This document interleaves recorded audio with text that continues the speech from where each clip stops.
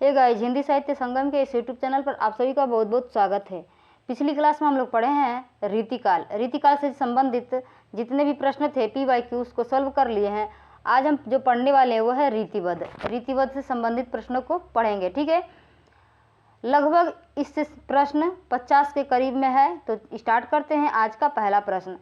यदि जो लोग उस क्लास को नहीं देखे हैं, रीतिकाल के क्लास को जाकर देख सकते हैं, क्योंकि जब तक आप सीरियल वाइज नहीं देखेंगे तब तक आपको समझ में नहीं आएगा, ठीक है। और जो लोग अभी तक चैनल को सब्सक्राइब नहीं किए हैं तो सब्सक्राइब कर लें और ज़्यादा से ज़्यादा शेयर करें। स्टार्ट करते हैं आज का पहला प्रश्न। रीतिबद्ध का पहला प्रश्न है, किस रचना को छंदों का अजायब घर कहा जाता है? किस रचना को छंदों का अजायब घर कहा जाता है? तो रामचरितमानस, चंद छंद वर्णन की महिमा, रामचंद्रिका और पृथ्वीराज रासो, ठीक है। तो यहाँ आपका उत्तर हो जाएगा रामचंद्रिका। रामचंद्रिका किसकी रचना है? तो केशवदास की रचना है। रामचंद्रिका केशवदास की रचना है। कहा जाता है कि जब तुलसीदास जी ने रामचरितमानस की रचना की, रामचरितमानस की रचना तुलसीदास जी ने की थी, तो उनकी प्रतिस्पर्धा में इन्होंने रामचंद्रिका की रचना की है, वो भी एक रात में, ठीक है, एक रात में। और बात करते हैं ये छंदों का अजायब घर, तो छंदों का अजायब घर किसने कहा है?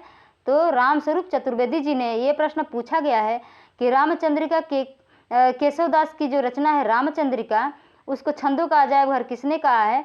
तो याद रखिएगा, रामस्वरूप चतुर्वेदी जी ने। रामस्वरूप चतुर्वेदी जी ने कहा है छंदों का अजायब घर। और एक प्रश्न और पूछता है कि रामचंद्रिका की रचना जब केशवदास जी की है, तो केशवदास को कठिन काव्य का प्रेत किसने कहा है? कठिन काव्य का प्रेत, तो कठिन काव्य का प्रेत आचार्य शुक्ल जी ने कहा है, ठीक है। बढ़ते हैं अगले प्रश्न की तरफ। प्रश्न नंबर 2 है, यहाँ इनके बारे में दिया गया है, केशव रीति काव्य के प्रथम आचार्य माने जाते हैं। इन्हें हिंदी तथा संस्कृत का बहुत अच्छा ज्ञान था। ये संगीत, धर्मशास्त्र, ज्योतिष एवं राजनीति के भी ज्ञाता थे। इनके प्रसिद्ध ग्रंथ हैं रसिक प्रिय, रतन बावनी, वीर सिंह देवचरित, जहांगीर जसचंद्रिका, नखशिख, छंदमाला, कवि प्रिया, विज्ञान गीता तथा रामचंद्रिका। रामचंद्रिका को छंदों का अजायब घर कहा गया है, ठीक है। इनकी जो रचना है, बहुत सारी रचना है इनकी, तो इनकी रचनाओं का एक ट्रिक होता है कि रसिक, राम, कवि, रतनवीर। याद रख लीजिएगा, पूछा जाता है कि कौन सी रचना केशवदास की नहीं है। रसिक, राम, कवि, रतनवीर, गीता जस नखशिख छंदमाल। गीता जस नखशिख छंदमाल, ठीक है, नखशिख छंदमाल। जो छंदमाल रचना है, ये छंदों विशेष छंद, इसमें मतलब बहुत सारे छंद हैं। और रसिक यानी रसिक प्रिया, ठीक है। इनकी रचनाओं को देखते हैं। रसिक प्रिया, राम यानी रामचंद्रिका, क्रम से है ये, क्रम से।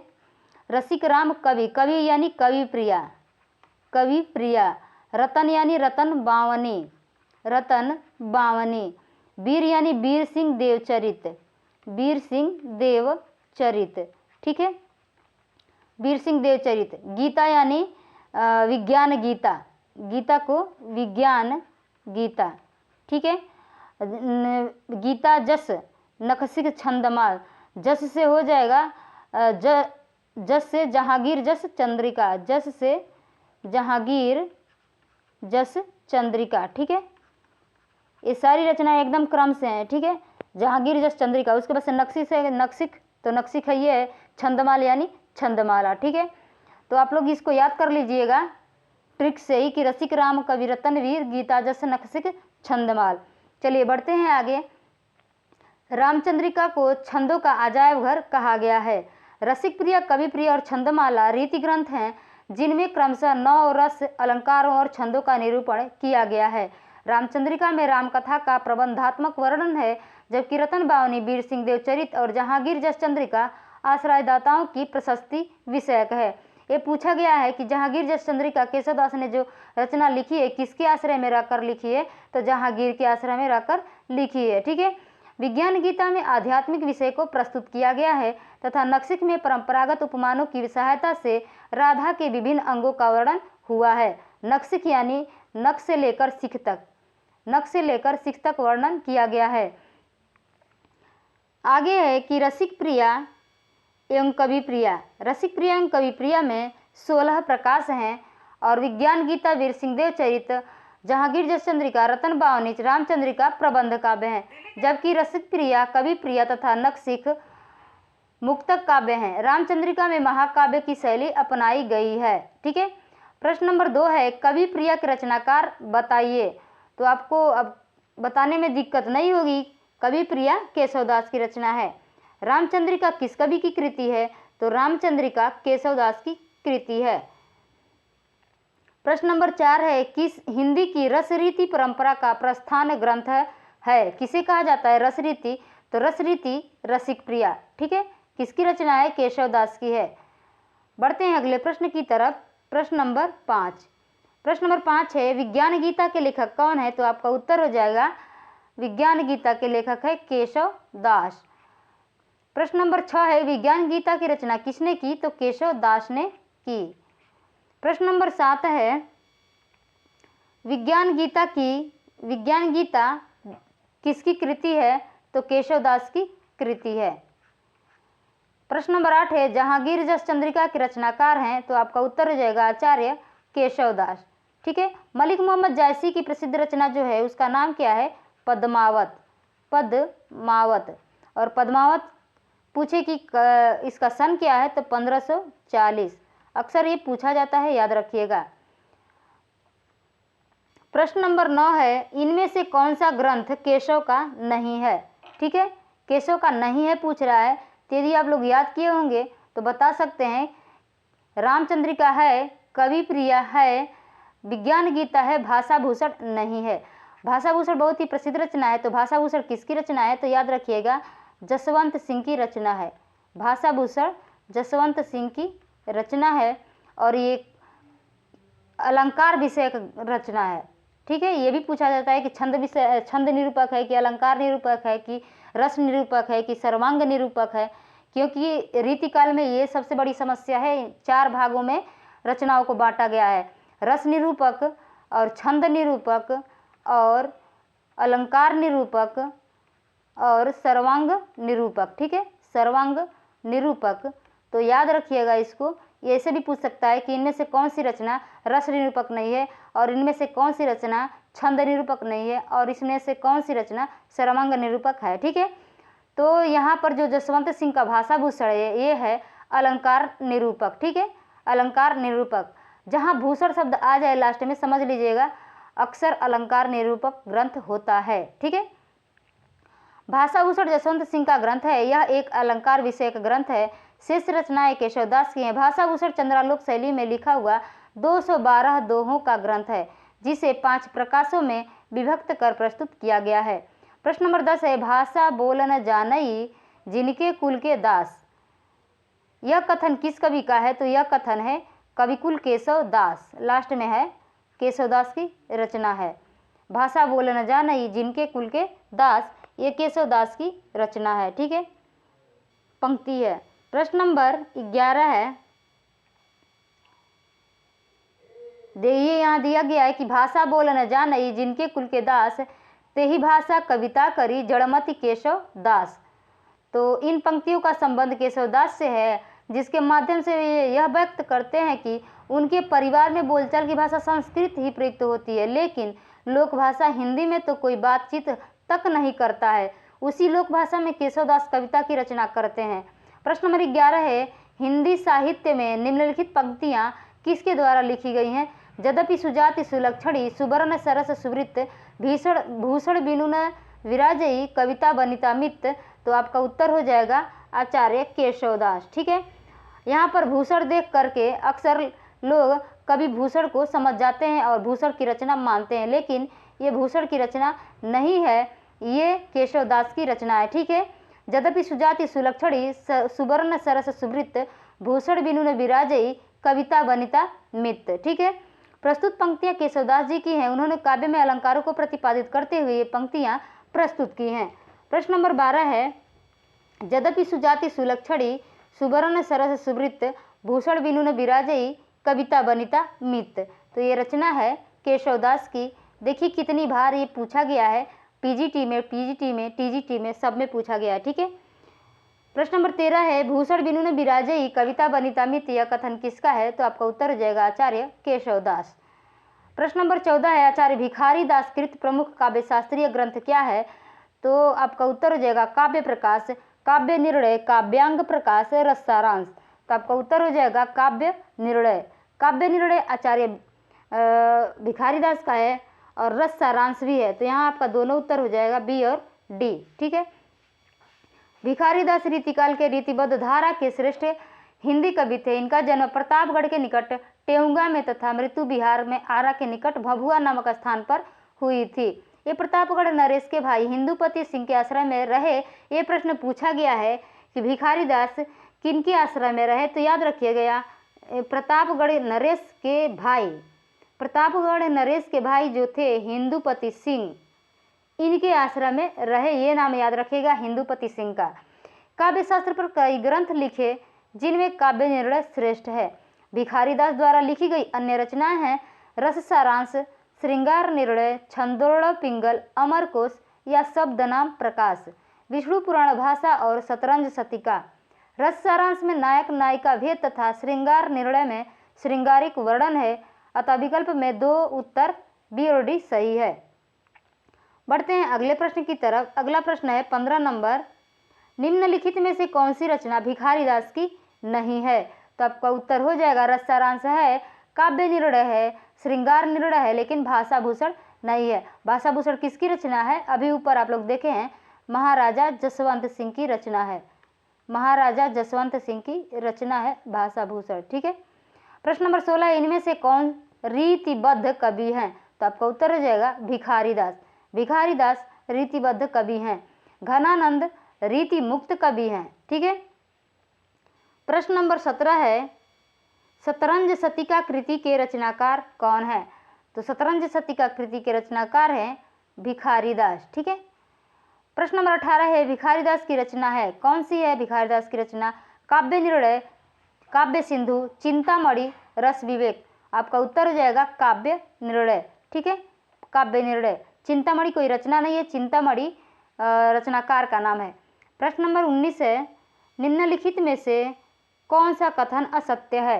रीतिबद्ध धारा के कवियों ने लक्षण ग्रंथों की रचना की है। रीतिबद्ध धारा के कवियों को आचार्य कवि कहा जाता है। बिहारी रीति सिद्ध धारा के प्रतिनिधि कवि हैं। केशव रीति मुक्त धारा के कवि हैं।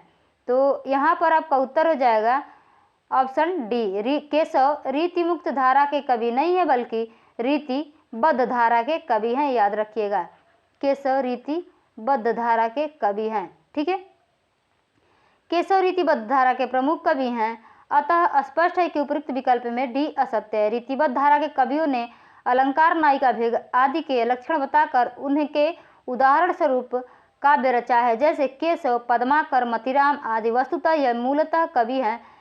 केशव हिंदी के प्रथम आचार्य माने जाते हैं। वे काव्य में अलंकार को अधिक महत्व देते हैं। रीतिबद्ध आचार्य का मतलब ये होता है कि वो लोग रीतिबद्ध रचनाएं करते थे। रीतिबद्ध का मतलब है लक्षण ग्रंथ जितने भी होते थे उदाहरण सहित ये लोग लिखते थे। ठीक है, और रीति मुक्त कवि वाले न उदाहरण को मानते देते थे और न ही लक्षण से बद्ध रचना लिखते थे। ठीक है, वो लोग स्वच्छंद प्रवृत्ति के थे, स्वच्छंद रचना करते थे रीति मुक्त धारा के कवि। रीति मुक्त धारा में कवि आते हैं घनानंद, आलम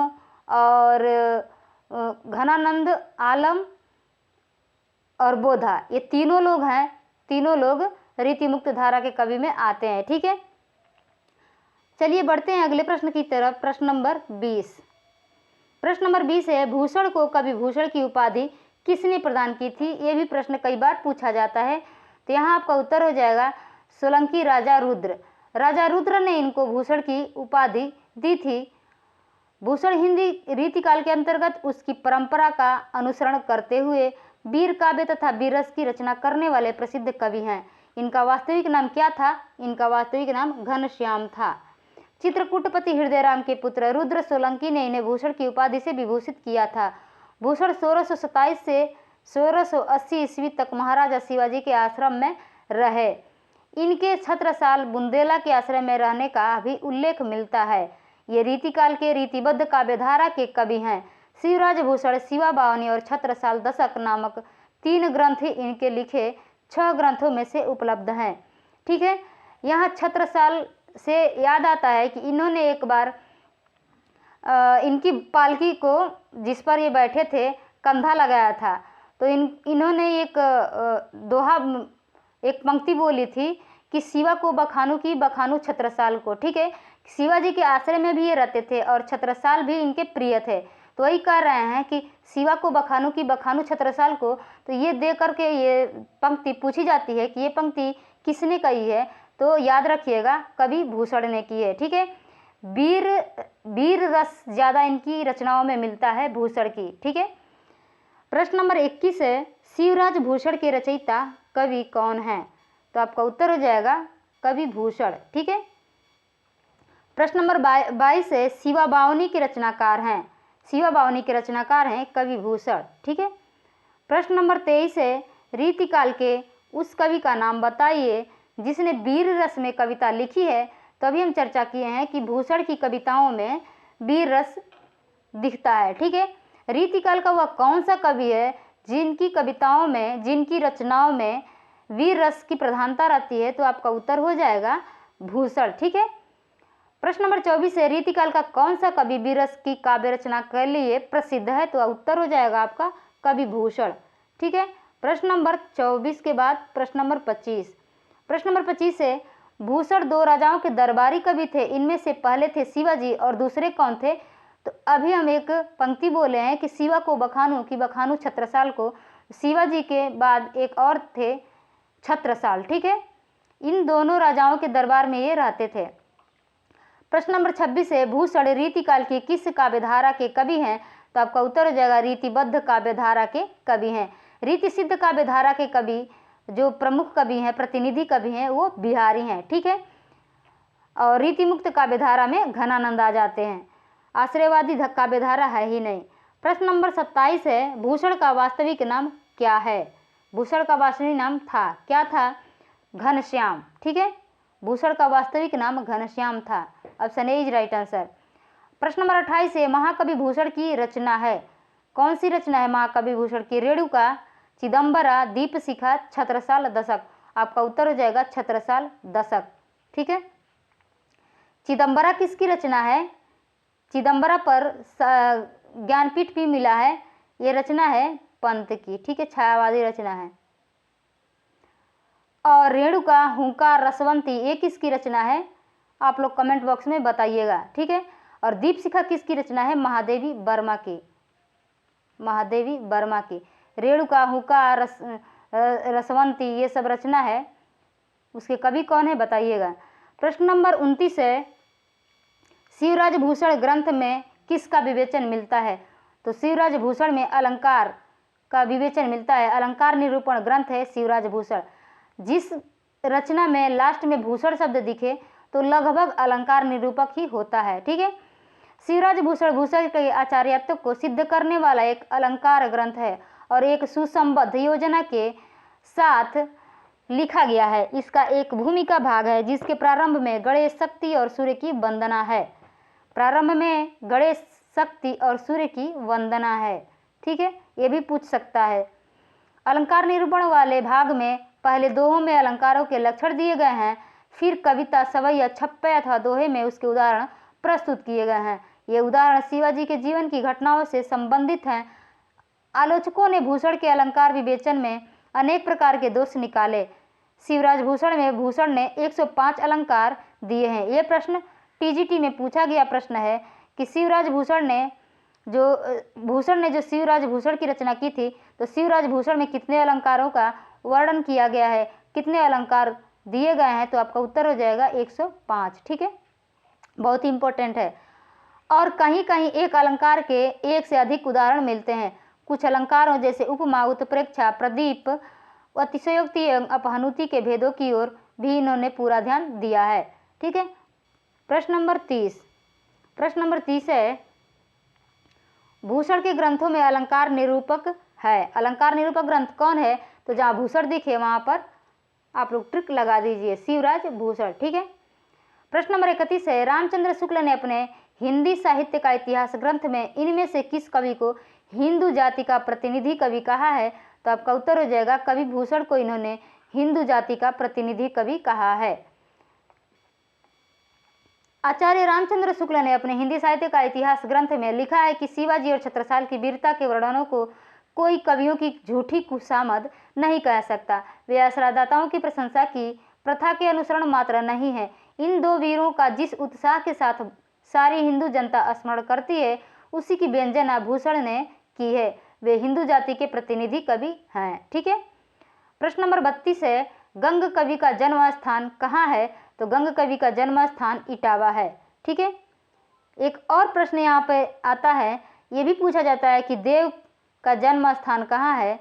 तो देव का जन्म स्थान भी इटावा है, याद रखिएगा, इटावा।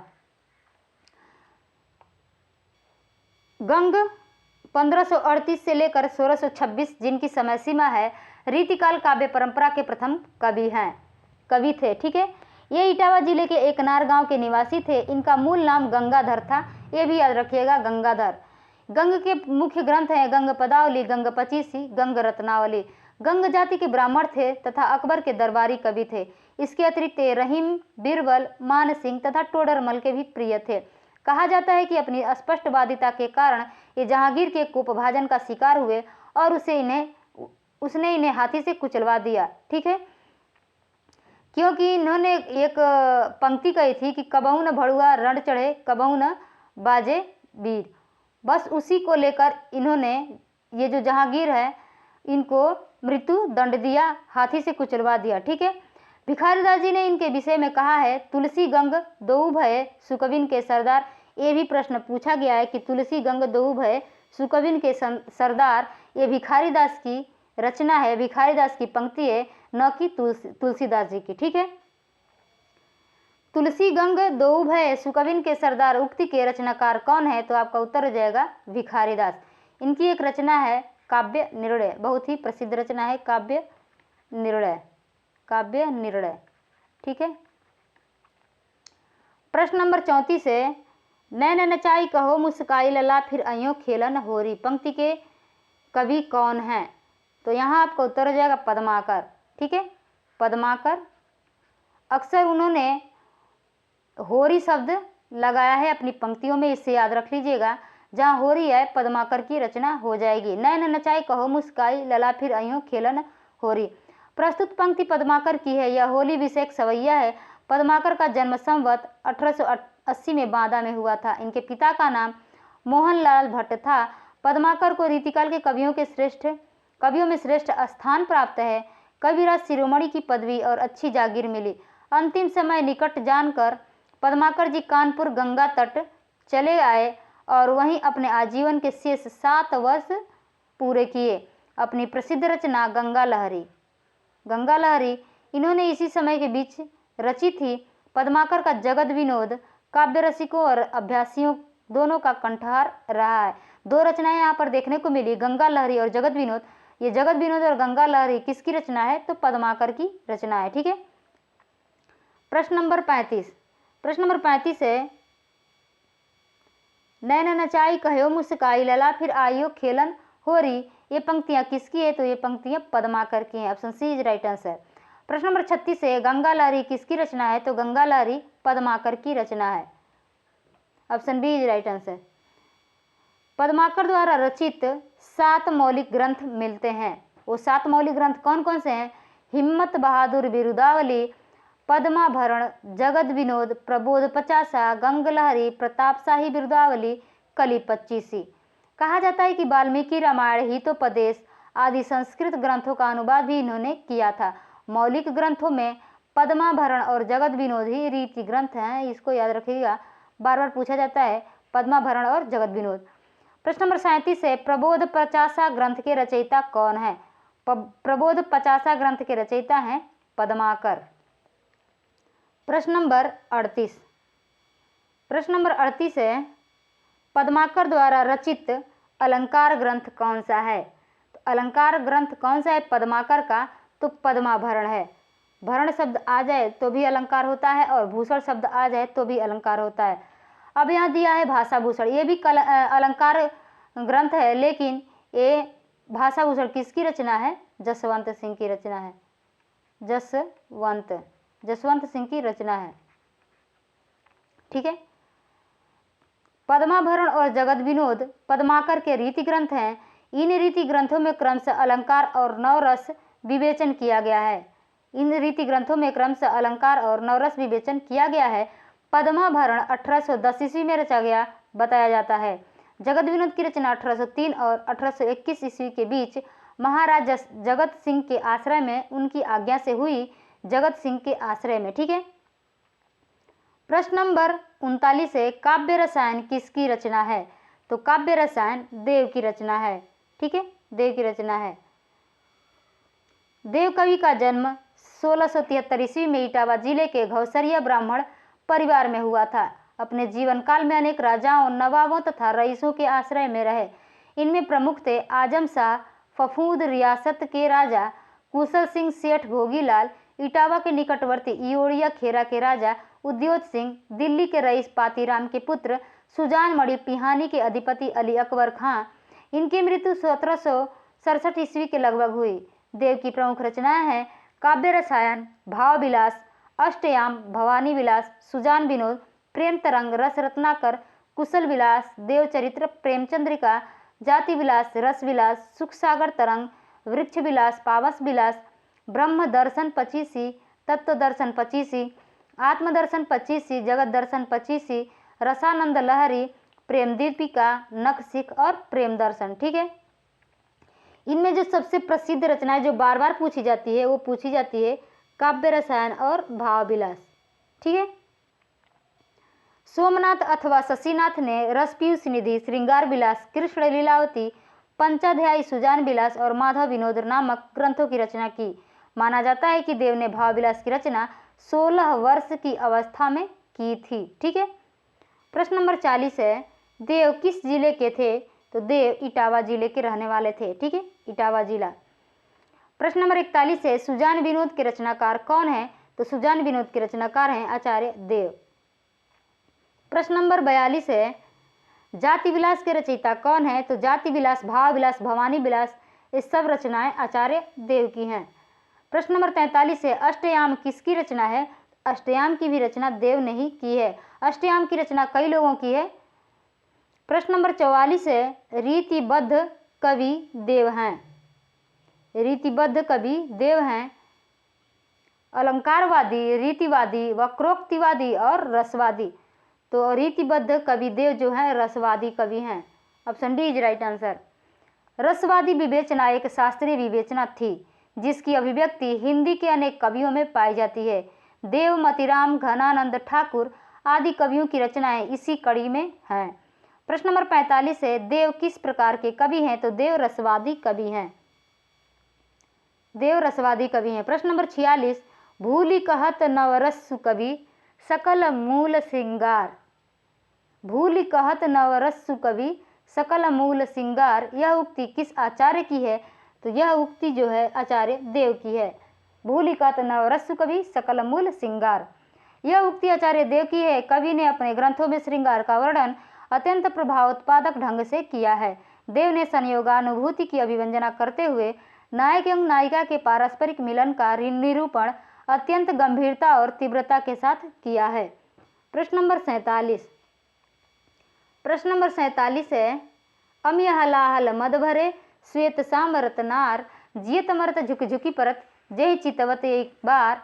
ये है रसलीन की रचना। ठीक है, कई बार पूछा हुआ ये प्रश्न है कि अमिय हलाहल मद भरे श्वेत साम रतनार, जियत मरत झुक झुकी परत, जय चितवत एक बार, रसलीन की रचना है। ठीक है, इनकी पंक्ति है, रचना नहीं पंक्ति है। इनकी रचना पूछी जाती है रसलीन की।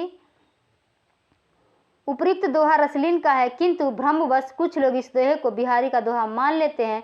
रसलीन रीतिकाल के महत्वपूर्ण कवि हैं। इनका जन्म 1669 ईस्वी में उत्तर प्रदेश के हरदोई जिले के ऐतिहासिक गांव बिलग्राम में हुआ था। हरदोई जिला, ठीक है, हरदोई जिला। रसलीन का पूरा नाम मीर गुलाम नबी था। वे संस्कृत, प्राकृत, अपभ्रंश, ब्रज और अवधी के साथ साथ अरबी और फारसी भाषा के भी विद्वान थे। अन्य कवियों की भांति इन्होंने भी अपने नाम के साथ रसलीन उपनाम जोड़ लिया था। उस युग के प्रसिद्ध बिलग्रामी कवि मुहम्मद उनके बारे में लिखते हैं, मीर गुलाम नबी हु तो सकल गुणन को धाम, बहुरी धर्यो रसलीन निज कविताई को नाम। अंग दर्पण एक रचना है, वो पूछी जाती है किसकी रचना है? अंग दर्पण। अंग दर्पण ये रचना रसलीन की है, रसलीन, ठीक है। प्रश्न नंबर 48 है, मतीराम की भाषा है। मतीराम की भाषा क्या है? बोलचाल की भाषा, साहित्यिक ब्रज भाषा, साहित्यिक अवधि और साहित्यिक राजधानी। तो आपका उत्तर हो जाएगा साहित्यिक ब्रज भाषा मतीराम की रचना है, ठीक है। ब्रज भाषा में साहित्य की विशाल और समृद्ध परंपरा रही है। हिंदी की अन्य बोलियों की तुलना में सबसे बढ़कर और सबसे अधिक साहित्य ब्रज भाषा में है। खड़ी बोली के साहित्य भाषा बनने के पूर्व ब्रज भाषा ही संपूर्ण हिंदी क्षेत्र की साहित्य भाषा रही है। मतीराम की भाषा साहित्यिक ब्रज भाषा है, ठीक है। तो इस तरह से हम लोगों ने 48 प्रश्न पढ़ लिए और आगे की क्लास में हम पढ़ने वाले हैं रीति मुक्त, ठीक है। रीति मुक्त से प्रश्न पढ़ने वाले हैं। तो आज के लिए बस इतना ही, मिलते हैं अगली क्लास में, तब तक के लिए धन्यवाद।